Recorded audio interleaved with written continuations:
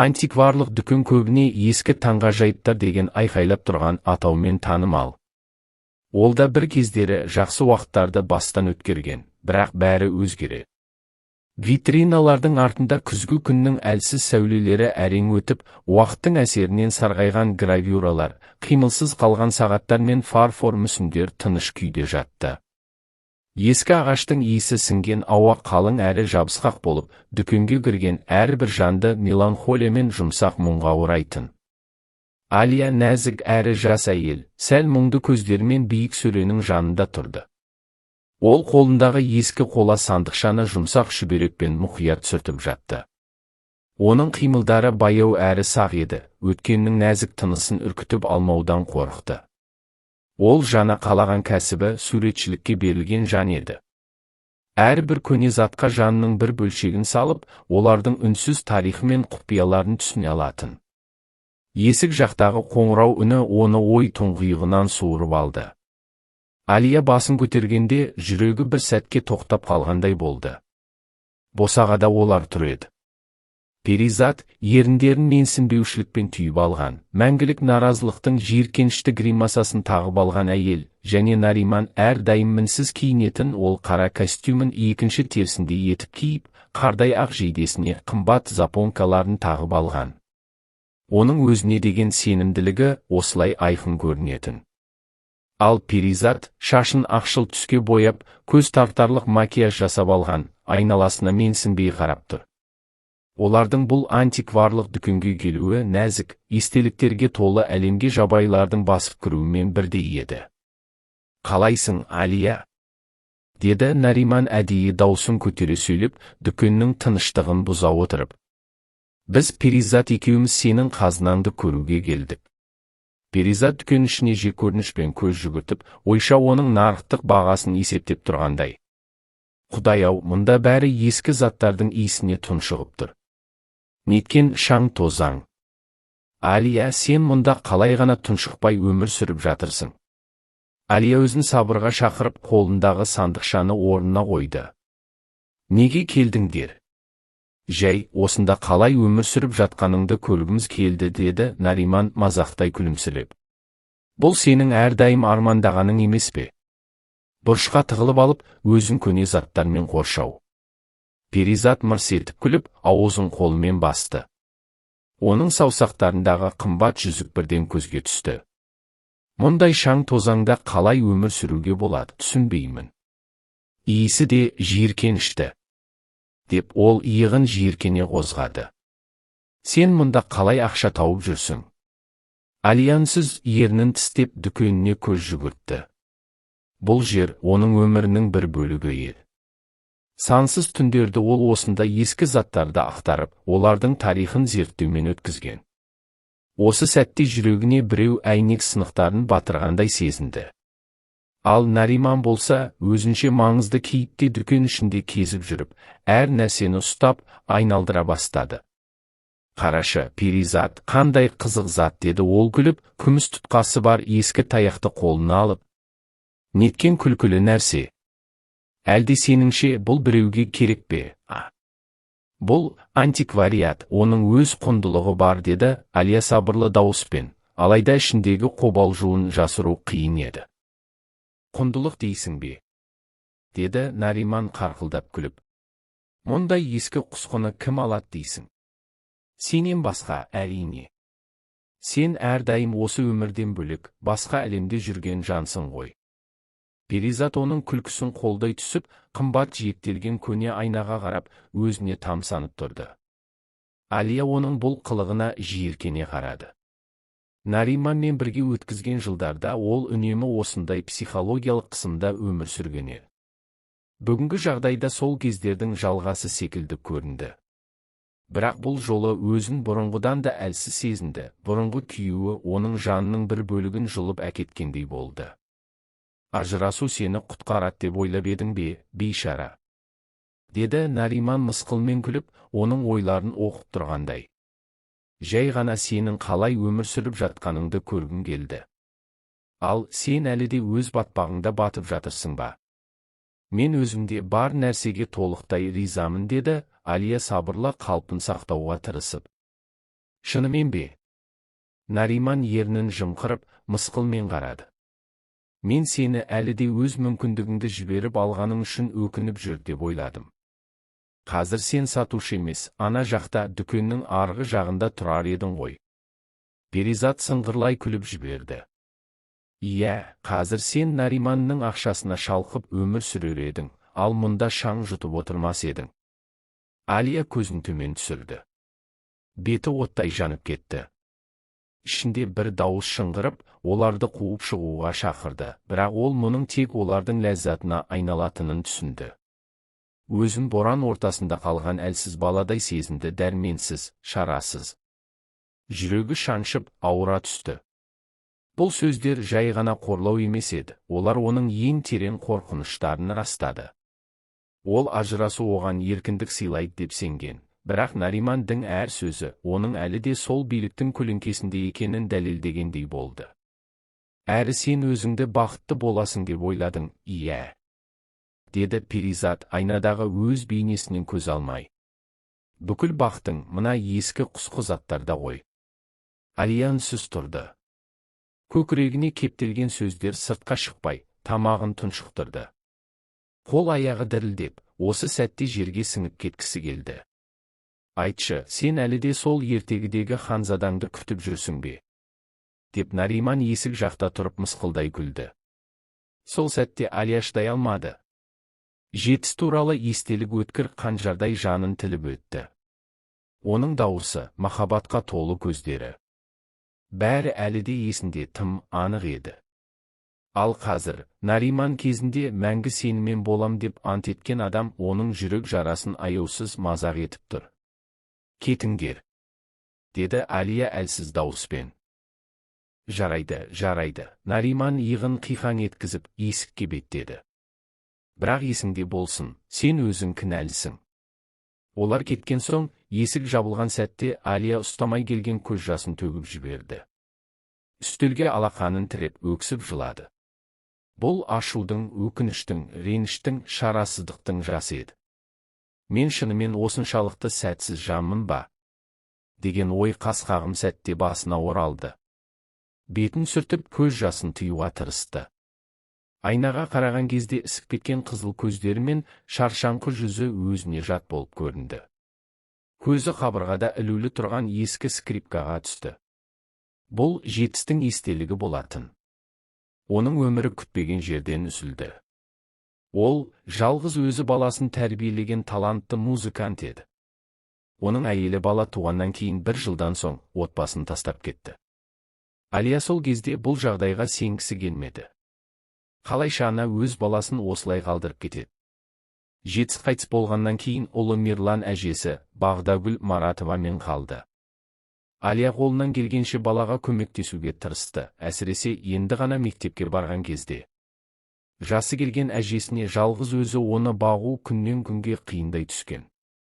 Алия ажырасқан, баласы жоқ әйел. Сондықтан Мирланға барынша қамқор болғысы келді. Өзінің жеке өмірі туралы ойлауды баяғыда қойған. Жетісімен бақыт таба алмады, ал Нариман мен ол тіпті өмірінің ең үлкен қателігі болды. Ол жастық шағында студент кезінде Наримандың тәтті сөздеріне сеніп жетістен алыстағанына өкінді. Бірақ өткенді өзгерту мүмкін емес. Енді ол тек осы сәттің шындығында өмір сүруі керек еді. Ойға батқан Алия дүкеннің бұрышына баяу қарай жүрді. Сол жерде жетістің ескі, былғарымен қапталған скрипка қорабы тұр еді. Жарты жылдан бері ол осы жерде жатты, жоғалтқанның үнсіз естелігіндей. Әр жолы оны көрген сайын жүрегіндегі ескі жара қайта ашылып, жанын ауыртатын. Бірақ дәл қазір ол бұл қорапқа белгісіз бір күш тартқандай сезінді, әлдеқайдан оны шақырғандай болды. Абайлап тозған былғарыны сипап өтті де, қораптың ілгектерін ашты. Ішінде барқыт төсемшенің үстінде жетістің скрипкасы жатты.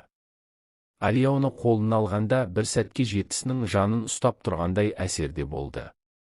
Еріксіз жымиып, жетістің үйреткен сәттерін есіне алды. Есіңде сақта, Алия дейтін ол, ал қазір оның дауысы қайта жаңғырғандай болды. Музыка бұл жанның тілі. Егер сен оны түсінуді үйренсең, адамдарды да түсіне аласың. Жанарынан жас ыршып кетпеу үшін күшпен өзін ұстады. Скрипканы үстелге қойып, қораптың кішкентай қалташасын ашты. Ішінде қосымша ысқы, канифоль және нота парақтары салынған папка бар еді. Бұл папканы жетісі үнемі өзімен бірге алып жүретін. Алия мұқабаны ашқанда таныс партитураларды көремін деп ойлаған. Бірақ көз алдында басқа бір белгісіз шығарма тұрды. Оны жетіс сол кеште ойнауы тиіс емес еді, бұған Алия сенімді болатын. Музыкалық білімі болмаса да, бұл салада азды көпті түсінігі бар еді. Жетістің арқасында ноталарды оқи алатын. Нота жолдарын мұқият қарап шыққанда, кейбір жерлерінде қызық белгілерді байқады: асығыс сызылған шеңберлер, үшбұрыштар, кресттер. Бұлар не? Деп ойлады ол, осындай белгілерді ешқашан көрмегенін түсініп. Жапырақтың артқы жағын аударып еді, ешқандай түсініктеме болмады. Бұл не болуы мүмкін? Деп күбірледі Алия, ал денесінен суық толқын жүгіріп өтті. Сол сәтте дүкен есігінің қоңырауы сыңғырлап, артынша жұмсақ қадамдар естілді. «Тәте Алия, сәлеметсіз бе?» деп шықты жұмсақ бала дауысы. Алия жалт бұрылып, есік алдында рюкзак асынған, қолында ойыншық машина ұстап тұрған Мирланны көрді. Нағыз мектеп оқушысы. Соңғы кездері Мирлан мектепке барар алдында осында келетін. Бұл олардың өзіндік күнделікті әдетіне айналған. Бағдагүл Маратова үшін де ыңғайлы еді, буындары сырқырап, көп жүре алмайтын. Ал Алия болса, өзіне қожа, жағдайға қарай жұмыс күнін реттей алатын. «Сәлем, Мирлан», деді ол күлімдеп, қобал жуын жасыруға тырысып. «Сабақтарыңды бітіріп алдың ба? Күнің қалай өтті? Көп үй тапсырма берді ме?» Мирлан күлімсіреп, басын шайқады. «Жоқ, тәте Алия, сабақтар аз болды, бәрі ауызша. Әжем демала алады енді». Ол үстелге жақындап, қызығушылықпен ноталарға көз жүгіртті. «Бұл папамдікі ме?» деп сұрады ол, көзі қызығушылықпен жанып. «Иә», деп жауап берді Алия, бірақ олар бір түрлі. Ол баланы уайымға салмау үшін барынша бейтарап сөйлеуге тырысты. «Ал мына белгілер не?» деп сұрады бала, бейтаныс таңбаларды көрсетіп. «Шамасы, біреудің белгілеулері шығар», деп жауап берді Алия, не айтарын білмей. «Бәлкім, мұнда бір құпия бар шығар», деп жорамалдады Мирлан. Алия таңғалып балаға қарады. «Папа құпияларды жақсы көретін. Олар өмірді қызықтырақ етеді дейтін», деп жалғастырды Мирлан. Алия жымиып, жетісіні есіне алды. Ол әрқашан ойындар мен жұмбақтар ойлап табатын. Ал егер Мирлан дұрыс айтса ше? деп ойлады ол. Бұл қандай құпия болуы мүмкін? Бұл партитура қандай сырды жасырып тұр? Ең қызығы, бұл белгілерді қалдырған кім? Бұл жетісінің жазуы емес еді, оны Алия бірден танитын. Өйткені олар бір сыныпта оқыған. «Алия, сен менің музыкамды шын түсінетін жалғыз адамсың», деп айтқан еді жетіс бірде, оның қолын ұстап. «Сен оны мен сияқты сезінесің. Ал сен менің музыкамсың», деп сыбырлаған Алия оған.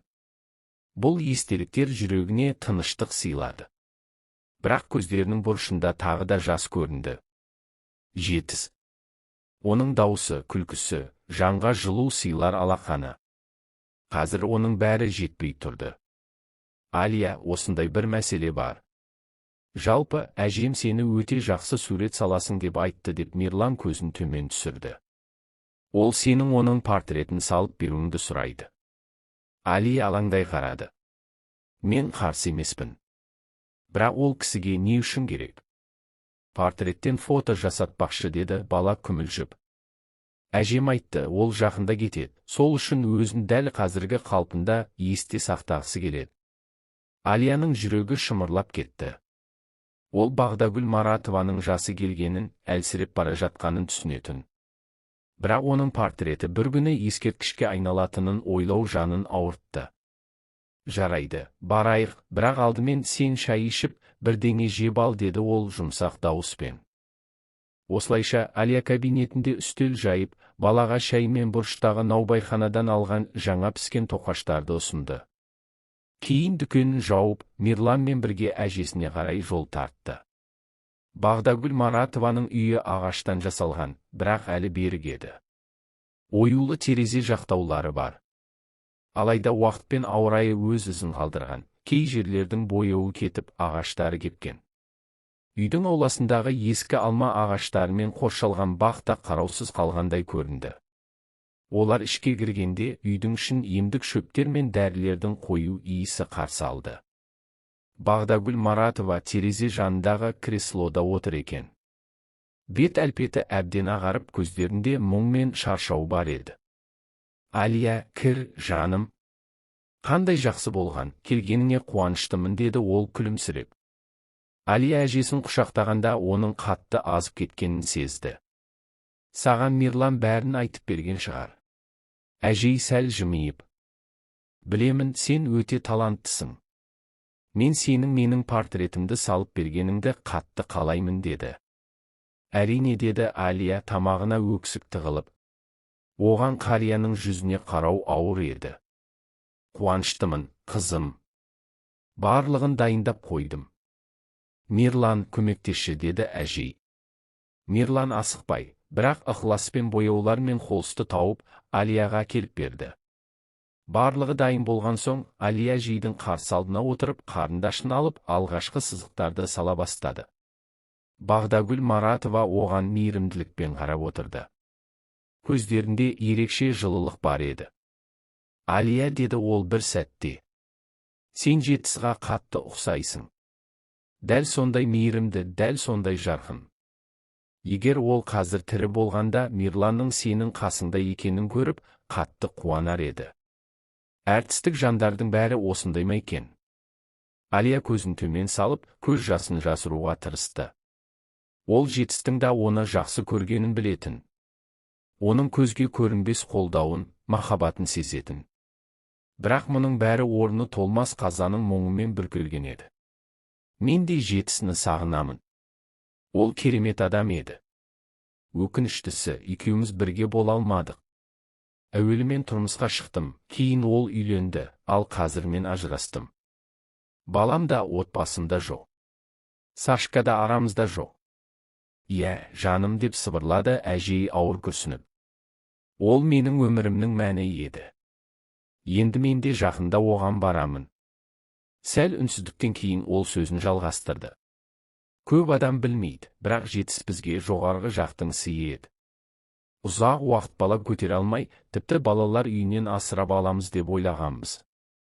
Бірақ бір таныс дәрігердің кеңесімен арнайы ем қабылдап, ақыры аяғым ауыр екенін білдім. Ғажап қой. Алия не айтарын білмеді. Себебі кейде сөзден гөрі үнсіздік анағұрлым көп нәрсені білдіретін. Ол портретті салуды жалғастырды.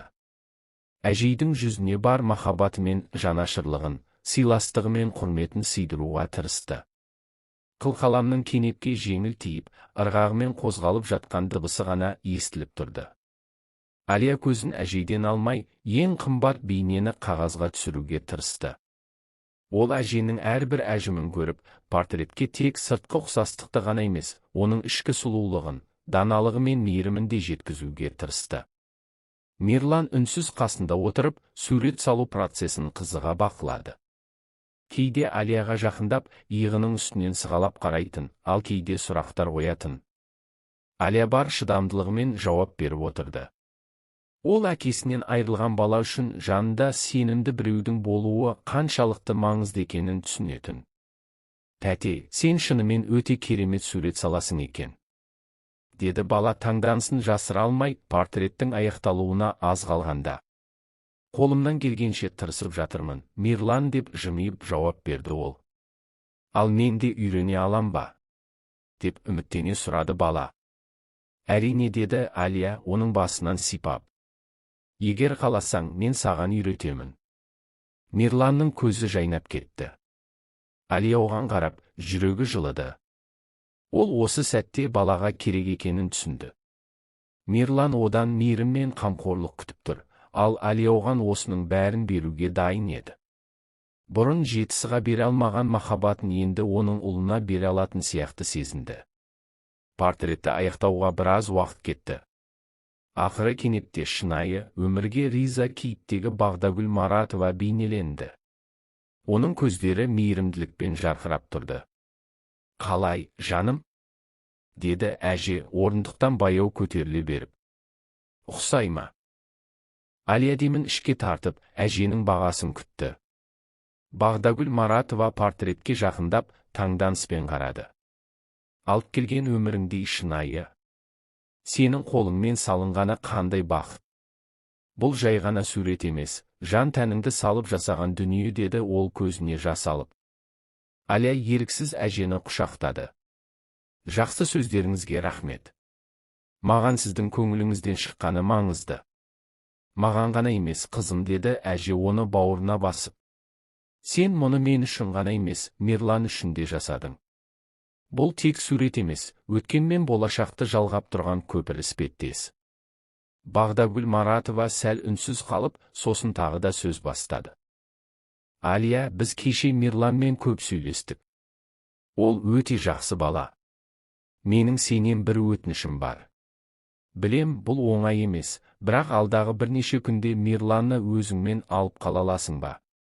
Маған біраз уақытқа ауруханаға жату керек болып тұр». Алия күтпеген өтініштен таңданып, бірден жауап бере алмады. «Тіпті білмеймін, Бағдагүл Маратова. Менің қолымнан келе ме, жоқ па? Бірақ тырысып көремін. Мен оны қатты жақсы көремін. Білемін, қызым, сен оған жүрегіңмен қарайсың. Сондықтан мен сенен осыны сұрап тұрмын. Сен жетісіға қатты ұқсайсың, мінезің де сондай. Ол да дәл осылай жасар еді». «Жақсы», деп күбірледі Алия, «маған сенім артуыңызға болады». Бағдагүл Маратова күлімсіреп, жеңілдеп қалғандай көрінді. Ол Алияның қолынан ұстап: «Рахмет саған, қызым. Сен менің жүрегімдегі үлкен уайымды алып тастадың», деді. Алия әженің бұл сөздерінің терең мағынасын түсінбесе де, оның сезімін жүрегімен ұғынды. «Ертең сабақтан соң менің дүкеніме келесің, жарай ма, Мирлан?» «Ура!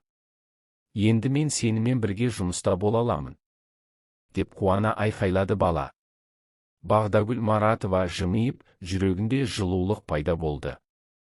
Ол Алияға дұрыс сенім артқанын түсінді. Жақсы қыз. Тек жеке өмірінде жолы болмады. Бірақ, бәлкім, әлі де бәрі өзгере жатар. Алия әжемен қоштасып, көшеге шықты. Ол біраз күтіп тұрды да, көше бұрылысынан жарығы жарқыраған көлік көрінді. Машинаға отырған соң, ол орындыққа шалқая кетті. Барынша өзіне келгенше тырысты. Терезеден көшенің жарқыраған шамдары мен кафе маңдайшалары көрініп тұрды. Бірақ олардың ешқайсысы оның ішіндегі мұңды сейілте алмады. «Музыка қосуға қарсы емессіз бе?» деп сұрады жүргізуші, жолаушысына бұрылып. «Жоқ, әрине, қосыңыз», деп басын изеді Алия. Оның таңданысына орай, жүргізуші классикалық музыканы ұнататын болып шықты. Машина ішін Чайковскийдің нәзік скрипка әуені толтырды. Алияның жүрегі шым ете түсті. Скрипка. Жетіс. Оның күлімсіреген жүзі. Жіптерді ұқыптылықпен күйге келтіріп отырған ұзын саусақтары. Музыка әлеміне шомғандағы сенімді жанары. Жетісінің есімі оның санасында жаңғырып, ойларын еріксіз өткенге жетеледі. Машинаның терлеп кеткен терезесінен қала шамдары елес секілді бұлдырап көрінді. Көшелер суға жайылған акварель бояуларындай ағып жатты. Алия олардан көз алмаған күйі, ойымен мүлде басқа жерде еді. Өткен шақ. Уақыттың шаңы басқан жүрегіндегі естеліктерге бойлады. Мектеп жылдары. Бәрі қандай ғажап еді. Ол сол кезде өте жас, арманшыл және болашаққа үлкен үмітпен қарайтын. «Қалай ойлайсың, демалыс қашан басталады?» Жетіс Ажимовтың дауысы оның ойында сондай анық естілді, тіпті дәл қасында тұрғандай көрінді. Оның қолынан ұстап тұрғандай. Жетіс әрқашан жеңіл сөйлейтін. Ол кез келген мәселені салмақтамай, еркін жеткізетін. Бұл оны үнемі ойға шомып жүретін, сезімтал Алиядан ерекшелендірді. Ол ұзын бойлы, көгілдір көзді, кең күлімсіреген, шаштары үнемі ретсіз бытырап жүретін. Алайда сабақты үздік оқып, барлық жарыстарда алда жүретін. Бірақ ең бастысы, оның адамды таңғалдыру қабілеті еді. Жетіс алғаш рет бүкіл сыныптың алдында скрипкасын қолына алып, сахнада ойнай бастағанда Алиядан көз ала алмады. Есіңде ме, сен маған сурет салуды үйретем деп едің. Ал мен саған музыка деген жетіспірде. Ол кезде оның көзі сондай жарқыраған еді, бүкіл әлем оған шексіз мүмкіндіктер сыйлағандай. Бұл естеліктерден Алия еріксіз жымиды. Бірақ бір сәтте оның бетіне жылы жас домалады. Такси кенет тежегішті басып тоқтап қалды. Ол селк ете түсіп, қазіргі шаққа оралды. Жүргізуші артқы айналадан оған көз тастап: «Бәрі дұрыс па?» деп сұрады. Даусынан шынайы алаңдаушылық емес, жай әдеттегі сыпайылық естілді. «Иә, бәрі жақсы», деді ол сабырлы үнмен. Бірақ жүрегі өртеніп бара жатты. Жетісіне еске алу көз жасынсыз мүмкін емес еді. Ол Алияға шынайы жастық шақ, таза сезімдер мен бірінші махаббатты сыйлаған адам болатын. Олар бірге оқыды, армандады, күлді. Жетіс оны әрдайым үйіне дейін шығарып салатын. Ауа райы қандай болса да, жаңбыр ма, қар ма, жұлдызды аспан астындағы түнбе, айырмашылық жоқ. «Сен ерекше жансың, Алия, сен өнер үшін жаратылғансың» деген еді бірде Жетіс, оның альбомындағы эскиздерін көріп. Музыка — дыбыс. Ал сенің суреттерің — үнсіздік. Бірақ олар екеуі бір нәрсені айтады. Сол кезде Алия құлағына дейін қызарып кеткен. Жетіс әрқашан шынайы сөйлейтін. Оның сөздерінде жасандылық болмайтын. Ол да Жетісті жақсы көрді. Бірақ қызға тән ұяңдық оны бұл сөздерді дауыстап айтуға кедергі етті. Такси орнынан қозғалды. Радиода жаңа заманғы ән басталды. Бірақ Алия қайтадан естеліктер тұңғиығына сүңгіді. «Люва, қойшы, сендер бір-біріңе ғашықсыңдар. Жасыр керегі не?» деп күлетін Зәуреш оның парталасы әрі жақын құрбысы. «Зәуреш, қойшы. Біз тек доспыз» деп ұялып жауап беретін Алия. «Әрине, жай ғана достар. Ол саған қалай қарайтынын өзің көрмейсің бе? Бұл кәдімгі махаббат хикаясы». Алия құрбысының сөздерін қалжыңға балап, қолын сілтейтін. Бірақ жүрегі бәрін түсінетін. Ол екеуінің бірге мектептен қашып кеткен күнінде есіне алды. Дегенмен қашып кету деген тым қатты айтылған болар. Шындығында Жетіс оны сабақтың орнына саябаққа баруға көндірген еді. Алгебраның жалықтыратын сабақтарынан кейде өмірдегі маңызды нәрселер де бар деп жымиды Жетіс қасында тұрған Алияға қарап. Олар мәңгілік достыққа ант бергендей күліп жіберді. Екеуі жиі әзілдесіп, бір-бірін алдап көңіл көтеретін. Қоршаған орта олардың арасында махаббат бар деп ойлайтын. Ал шын мәнінде бұл солай ма, жоқ па, тіпті Алияның өзі де айта алмас еді. Мектеп оқушыларына бақытты болу үшін көп нәрсе қажет пе? Бүгін спорт алаңына келесің бе? деген еді бірде Жетіс. Ол жерде не істемекпін? деп сұрады Алия маңызды кейіп танытып. Бірақ беті дуылдап, қызарып кеткенін сезді.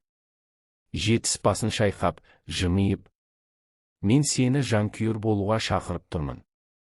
Бүгін біз параллель сыныпқа қарсы волейбол ойнаймыз. Әлде сен тағы өзіңнің Ван Гогтарыңды саласың ба? Бұл мазақ па?» деп сұрады ол ернін тыржитып. Бірақ шыдай алмай күліп жіберді. «Ал сен кім болғың келеді?» деп сұрады бірде Жетіс. «Әрине, суретші» деп сенімді жауап берді Алия. «Дұрыс. Ал мен скрипкашы». «Дәл солай», деді Алия. «Мүмкін екеуміз бірігеміз. Сен картиналарды саласың, мен музыка жазамын. Сонда бізде ортақ көрме өтеді». Бұл сөздер оның есінде мәңгі қалды. Бірақ көбіне арманның жолын шынайы өмір бөгеп тастайды. Мектеп бітіргеннен кейін, олар уақытша бір-бірінен көз жазып қалды.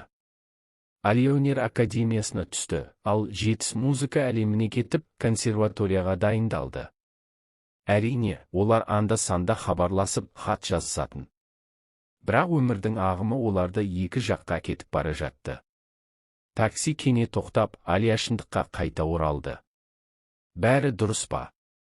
Деп бұл жолы ол жүргізушіден сұрады. Иә, кешіріңіз, жолда шұңқыр бар екен деп сыпайы жауап берді ол. Алия қайтадан ой тұңғиығына сүңгіді. Жетіс екеуі бірнеше жылдан кейін қайта кездескенде, бұл тағдырдың ирониясы сияқты көрінді. Олар оның дипломдық жұмыстары қойылған көрмеде жолықты. Жетіс галереяға дәл Алия өз жұмыстары туралы әңгімелеп жатқан сәтте кіріп келді. Алия! Деп дауыстады таныс дауыс.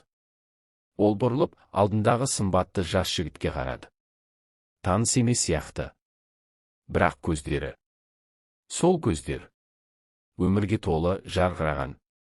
Жетіс деп сыбырлады ол, көзіне сенбей. Сен осындасың ба? Неге маған айтпадың? Жетіс толқып тұрғандай көрінді.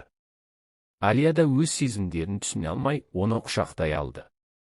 Неге ертерек келмедің? Деп сұрады ол наздана.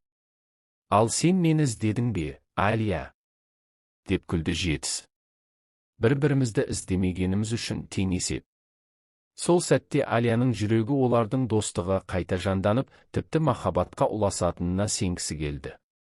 Бәлкім, дәл солай болар ма еді? Егер сол кезде оның өміріне Нариман кіріп келмегенде. Лев, саған бұл гүлді кім берді? Деп сұрады Жетіс бірде, оның қолындағы гүл шоғын көріп. Білмеймін, тіпті жазбада жоқ деп иығын көтерді ол. Бұл рас еді. Алияға сол кезде ғашықтар көп болатын. Бірақ әлгі гүлдердің артында Нариман тұрғанын кейін ғана білді. Ол ерекше табанды жан еді. Нариман үлкен өмір мектебінен өткен, өз дегеніне жететін адамдардың бірі болатын. Неліктен Алия оған назар аударды? Мүмкін, ол да жаңа сезімдерді, жаңа әсерлерді қалаған шығар. Сен жалғыз раушан гүлсің, айналаңдағы бақта өскен мыңдаған бақбақтар арасында дейтін Нариман. Бұл теңеу алғашында оған сондай әдемі, сондай нәзік болып көрінді. Бірақ уақыт өте келе ол Наримандың тым есепке жақын адам екенін байқады. Жетіс та оны бірден ұнатпады. Кейде адамның жүрегі өзгелер туралы ақиқаттың белгісіз бір дірілін сезеді. Алия мен Жетіс арасында да бір күні ауыр әңгіме болды. Алия, сен ол сенің адамың екеніне сенімдісің бе? Деді Жетіс, жүзінде мұңды әрі қамыққан кейіппен. Бұл сұрақ Алияның жүрегін дір еткізді. Неге олай сұрадың? Деп қыз әрең сыбырлады. Көзқарасынан бірдеңе байқалады. Ол маған сенімсіз көрінеді. Онымен абай болшы, жарай ма? Алия таңғалып, қолын бір сілтеді. Бұл сөздер оған Жетісінің қызғанышындай көрінді. Әрине, бұл жай ғана қызғаныш. Сашка Веремеев қызғанып тұр. Ол мұны өзінің романтикалық болмысымен түсіндірді. Бірақ қандай қатты қателескенін өзі де білмеді. Нариман оған үйіне тағы да гүл шоқтарын алып келді. Бұл жолы оның қолында сурет бар еді. Сен кімнің кім екенін білесің бе, шын мәнінде? Деді ол бір түрлі жұмбақ үнмен. Ол туралы не айтқың келеді? Деп Алия қолына суретті алды. Суретте Жетіс бөтен қызды құшақтап тұрғандай көрінді.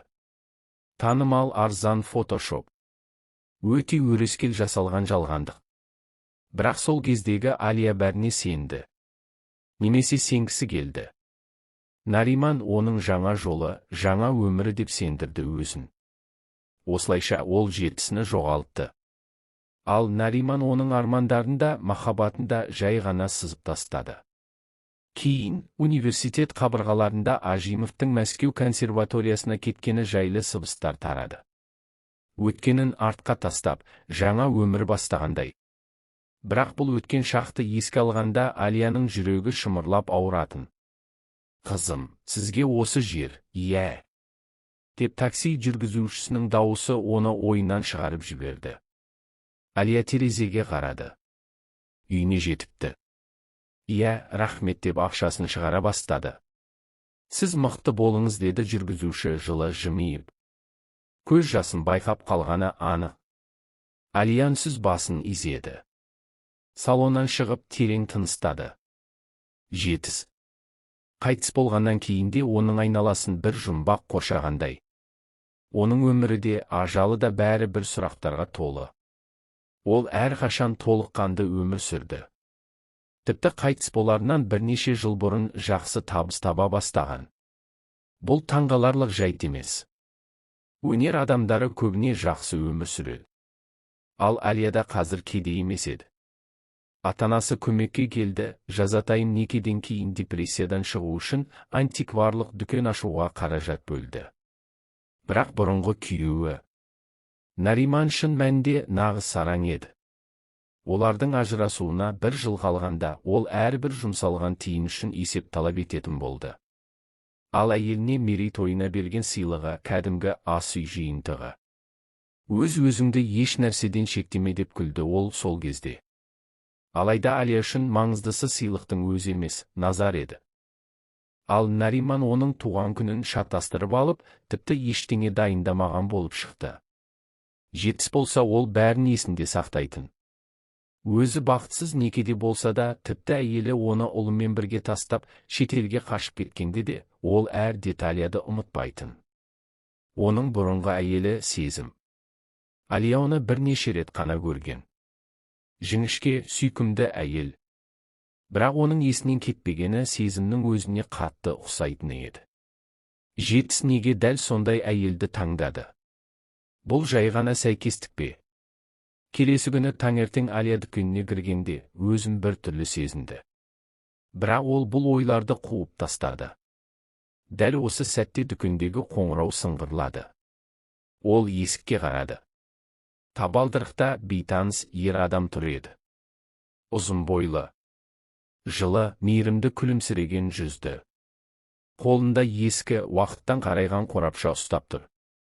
Сәлеметсіз бе, деді ол жұмсақ, сенімді дауыспен. Менің атым Нұрдәулет, сіздің сайтыңызда бағалау қызметі барын оқыдым. Әрине, деп Алия күлімсіреп қолын ұсынды. Бірақ мен оны сатқым келмейді, бірден айтайын, деді Нұрдәулет. Бұл менің атама тиесілі еді. Мен оның тарихын және шамамен құнын білгім келеді. Шкатулка қара ағаштан жасалған және металдан жасалған ою өрнектермен безендірілген. Алия оны мұқият қарап, өткеннің жанасуын сезді. Жақсы жұмыс, деді ол, бәлкім, ғасырдың соңы шығар. Ішін көрейік. Шкатулканың ішінде сол кездің шағын жазу керек жарақтары, қағаздар және бірнеше парақ табылды. Нұрдәулет оларды қарап жатқанда, Алия еріксіз скрипка тұрған сөреге көз салды. Ол осы ғажайып партитураның құпиясын сақтап, өз сағатын күткендей болды. Бака сияқты, мұнда ерекше бір нәрсе іздегендей. Мұнда соншалықты көп нәрсе бар, сыртынан қарағанда олай деп ойламайсың, деп мұңайып жауап берді Алия. Бұл скрипкаға арналған футляр. Ол сөреге қарай иек қақты. Алияның жүрегі лүпілдеп кетті. Ол жақындап, Жетістің футлярын қолына алды. Иә, бұл менің марқұм күйеуімнің скрипкасы, деді ол. Сім оны түсіністікпен қарады. Мен де музыканы жақсы көремін.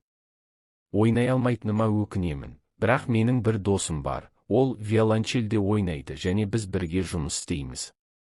Мен жалпы медицинамен айналысамын, нейрохирургпін. Сіздің қалаңызға күшейту үшін жіберілдім, осылайша. Маған сіздердің қалаларыңызда ұнайды деп ойлаймын, деп күлімсіреді Алия және әдеті бойынша футлярды ашып, партитураға көзі түсті. Айтпақшы, ішінен не тапқанымды қараңызшы, деді ол. Нұрдәулет оны алып, қызығушылықпен қарады. Мен білгір болмасам да, бұл мүлдем кәдімгі ноталар емес сияқты, деп байқады ол. Мұнда қандайда бір гаріп символы бар. Иә, деп растады Алия, мен де музыкант емеспін, бірақ бұл жетіс ойнауы керек болған әуен емес екенін білемін. Нұрдәулет жақындап, символдар мен әріптерді мұқият қарады. Бұл жасырын кодқа ұқсайды. Мен бала кезімнен әр түрлі бас қатырғыштарды жақсы көремін, сондықтан қарап көрейік. Алия иығын көтеріп, оған партитурадағы шифр не үшін қажет екенін түсінбеді, бірақ оның өзіне де қызық болды. Қонағын өз кабинетіне шақырып, оны үстелге отырғызды, ал өзі кетіп қалды. Мәселе оның мулаға сеніп, бейнебақылау камерасын ұрлап кетуіне жол бергенде емес еді. Нұрдәулет тез және сенімді түрде жұмысқа кірісті. Ол бір параққа бірдеңе жазып, символдарды салыстырып, осы жұмбақ белгілермен сөйлескендей болды. Жарты сағат өтті, бірақ нәтиже болмады. Алия қатты мұңайды. Міне, ғажайып болған жоқ, деді ол. Бірнеше минуттан кейін Нұрдәулеттің көзі жарқырап кетті. Мен не істеп жатқанымды түсінген сияқтымын, кілтті таптым, деді ол. Өте қызықты шифр, бірақ мен оны шештім. Онда ол нені білдіреді деп асыға сұрады Алия. Сізге бұл ұнамайды деп қорқамын. Мұнда антиквариат контрабандасы туралы айтылған, деп жауап берді Нұрдәулет, және оның дауысы салмақты естілді. Бұған байланысты адам сіздің танысыңыз Нариман Сәрсенов болған сияқты. Алия мұны ести алмады. Нариман. Контрабанда. Жоқ, бұл мүмкін емес, деп сыбырлады ол. Нариман Сәрсенов. Бұл менің бұрынғы күйеуім ғой, ол қарапайым бизнесмен, ал футлярдың иесі. Жалпы, біз онымен студенттік жылдарда дос болдық. Шифрлар өтірік айтпайды. Алия, деді Нұрдәулет, сіздің күйеуіңіз, шамасы, музыкалық аспаптарды елден антиквариатты шығару үшін пайдаланған, мүмкін, одан да жаман нәрселерді. Ал жетіс. Шамасы, ол бұған қатысты болған. Алия басын ұстап келген бас айналуды басуға тырысты. Бұл қорқынышты болды. Жетіс менің Сашкам, кінәсіз құрбан болған ба, әлде Нариманның сыбайласы ма? Кенеттен Нұрдәулет қателесіп қалса ше? Бұл тым қиын, деп сыбырлады ол. Мен ештеңе түсінбеймін. Менен қандай пайда болуы мүмкін, деп ұсынды Нұрдәулет. Мен нейрохирургпын, күрделі жағдайларды түсінемін және жауаптарды табуға қабілеттімін. Оның сөзі сенімді естілді, бірақ Алия өзінің тұңғиықтың шетінде тұрғанын сезді. Ауырсынуға дейін таныс әлем оның бұрынғы өмірінің фасадының артында жасырылған алдауды әшкерелеп қирап жатты. Неге сізге бұл керек, деп абдырап сұрады ол. Неліктен сіз маған көмектесуге дайынсыз? Мен басқа адамдардың қайғысына бей-жай қарамаймын, деп жауап берді Нұрдәулет, және оның көзінде бір тамшы да өтірік жоқ еді. Сондықтан да мен шындық ерте ме, кеш пе, жеңіске жетуі керек деп санаймын. Бұл аксиома, білесіз бе? Оның басы айналып кетті. Міне, шифрды қалай шешкеніңіз? Жетіс мен Нариман қылмыспен айналысып, бірге жұмыс істеген бе? Бұл ақылға қонбайды. Жарайды, Нариман, оған айып тағуға жер жоқ. Ақша үшін бәріне дайын, бірақ жетіс. Әрине, өмірде болмайды ғой, деп ойлады Алия. Бастысы, бұл туралы Бағдагүл Маратоваға айтпау керек. Әйтпесе оның онсыз да мұндай жаңалықтары көп болады, деп ойлады Алия. Жарайды, мен барамын, сізді ыңғайсыздандырғаным үшін кешіріңіз, деді Нұрдәулет. Жиналып жатып, қалтасынан визиткасын шығарды. Міне, алыңыз. Не боларын білмейсіз. Мен әзірше бірінші клиникада жұмыс істеймін, қалада ешкімді танымаймын. Мүмкін бір күні кездесерміз, маған жергілікті көрікті жерлерді көрсетесіз. Алия күлімсіреп, қағазды жұмыс көйлегінің қалтасына салды. Көңіл күйі аздап көтерілді. Міне, енді каталогпен айналысуға болады, деп күлімсіреді ол. Бірақ, өкінішке орай, бүгін сүйіктісімен ләззат алу оның маңдайына жазылмаған еді. Нұрдәулет кетіп қалғаннан кейін, шамамен 1,5 сағат өткен соң, оған жылаған Бағдагүл Маратова қоңырау шалып, жылаған даусымен: Алия, жаным, қайғы. Мирлан ол. Алия жүрегінің кетіп қалғанын сезді. Не болды? Айтыңызшы, деп айқайлады ол трубкаға, алақандарының суып жатқанын сезе отырып. Мирлан ағаштан құлап кетті. Қатырып тастады. Әжесі мысықты құтқарғысы келді. Оны ауруханаға алып кетті. Мирланның омыртқасы жарақат алған сияқты деді. Алия қоштасып, такси шақырып, ауруханаға жетті. Әрбір минут мәңгілік сияқты болып көрінді. Басында қорқынышты көріністер пайда болды. Ол баламен бәрі жақсы болуын тіледі. Ауруханадағы атмосфера қорқынышты болды. Ақ қабырғалар, дәрі-дәрмектің өткір иісі, дәрігерлер мен медбикелердің шуылы, мұның бәрі қандай да бір қорқынышты түс сияқты болып көрінді. Ол Бағдагүл Маратованы қабылдау бөлмесінен тапты. Әйел орындықта отырды, бетінен жас ағып жатты. Мирлан қайда? Деп дірілдеген дауыспен сұрады Алия. Ол жақта деп күбірледі Бағдагүл Маратова, қолымен жабық есікті көрсетіп. Оны қарап жатыр. Алия жанына отырып, әжені құшақтап, оны жұбатуға тырысты. 10 минуттай өткен соң дәрігер шықты. Алия оны бірден таныды. Бұл Нұрдәулет еді. Операция, деді ол. Операция. Алияның басы айналып құлап қала жаздады. Бұл қауіпті емес пе? Кез келген операция қауіпке толы деп жауап берді дәрігер, бірақ мен бар күшімді саламын. Мен мұндай бірнеше операция жасадым, олардың барлығы сәтті өтті. Менің ойымша, баланың айырып кетуге барлық мүмкіндігі бар. Алияның жүрегі қатты қысылды. Операция деген сөз оған үкім сияқты естілді. Бұл қалай болды? Деп сыбырлады ол, демін алуға тырысып. Мирлан мысықты құтқарғысы келді. Қызыл, ауланікі. Забордағы тесіктен өтіп, ағаштың ең жоғарғы жағына шықты, бірақ ұстай алмай құлап кетті. Алия бетін қолымен жауып, оны мұздай су құйғандай болды. Мен өзім операция жасаймын, менде демалыс күні, бірақ мен арнайы келдім. Бәрі жақсы болады деп үміттенемін. Біз күтеміз, деп сыбырлады Алия. Олар үнсіз отырды. Уақыт қиналып, баяу созылып жатты.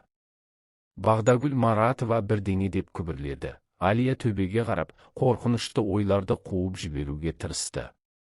Операция бірнеше сағатқа созылды. Олар қатты үнсіздікте отырды. Қозғалуға да қорқып, тек аурухана дәліздерінің шуылы тыныштықты бұзды.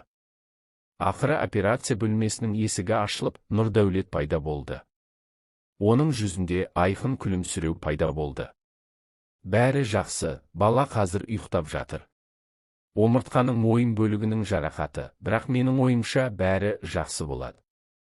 Алияның көзінен жас ағып кетті. Эмоцияларын ұстай алмай, ол Бағдагүл Маратованы құшақтап, екеуі де бақыттан жылап жіберді.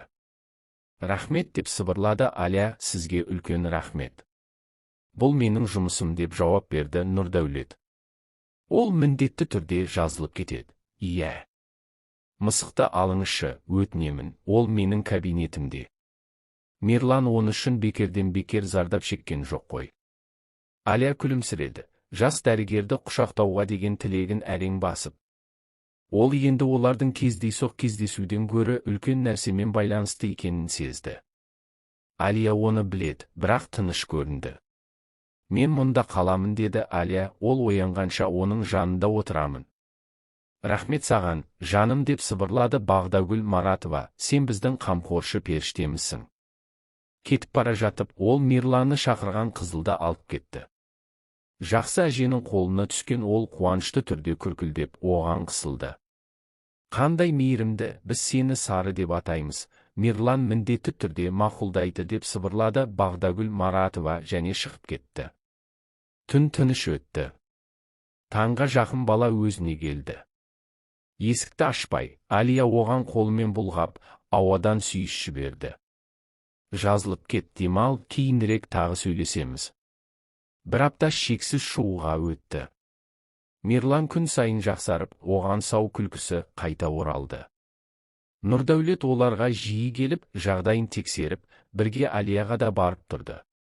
Ол гүлденген гүл сияқты, оның назарының шуағынан жаны қалай еріп жатқанын сезді. Ал кейбір уақыттан бері жас адамдар сөйлесуде сен дегенге өтті. Бұл олардың ең шынайы жанашырлығын көрсетті.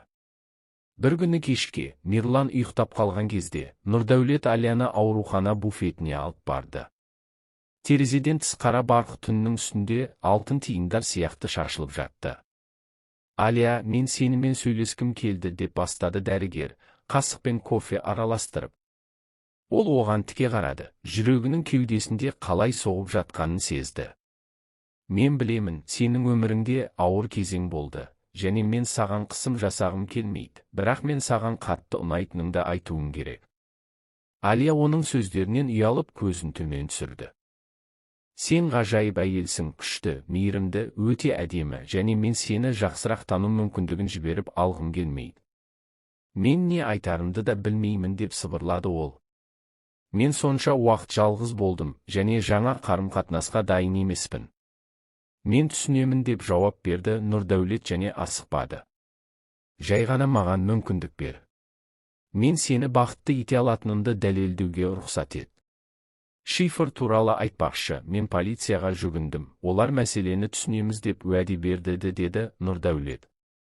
Алияның көзінен жасы ағып кетті, ол өткенді қою үшін, және қайтадан махаббатқа сену үшін уақыт қажет екенін білді, бірақ бұл адамда оның жылулық пен мейірімге толы көздерінде, олардың ортақ болашағына деген үміт бар еді. Жарайды, көріп көрейік деп сыбырлады ол. Нұрдәулет күлімсіреп, үстелдің үстінен қолын созды. Алия оны ұстады және олардың саусақтары бір-біріне араласып кетті. Сол сәтте ол әлемде енді жалғыз емес екенін, қалай болса да оның жанында болуға дайын адам бар екенін түсінді. 3 аптадан кейін Мирлан ақыры ауруханадан шықты. Ол ойыншықтарына және оған анасындай болып кеткен Алияға қайта оралғанына бақытты болды. Бағдагүл Маратова өмірінің өтіп бара жатқанын сезсе де, Мирланның енді сенімді қолда екенін біліп, тынышталды. Нұрдәулеттің өтініші бойынша полиция тергеуді бастады және көп ұзамай Нариман тұтқындалды. Оның қылмыстары тез арада анықталып, бұрынғы күйеуінің шірік болмысы әшкереленді. Анықталғандай, Жетіс Ажимов антиквариат ұрлығына қатысы жоқ екен, және контрабанда туралы кездейсоқ біліп қалған. Ол бірге шетелдік қойылымдардың бірі кезінде әріптесінің скрипка қорабына бірдеңе жасырып жатқанын байқаған. Ал Жетіс Нариманның полицияға есеп беруін талап еткенде, ол қорқытқан. Осылайша ол бастаған істі аяғына дейін жеткізе алмады.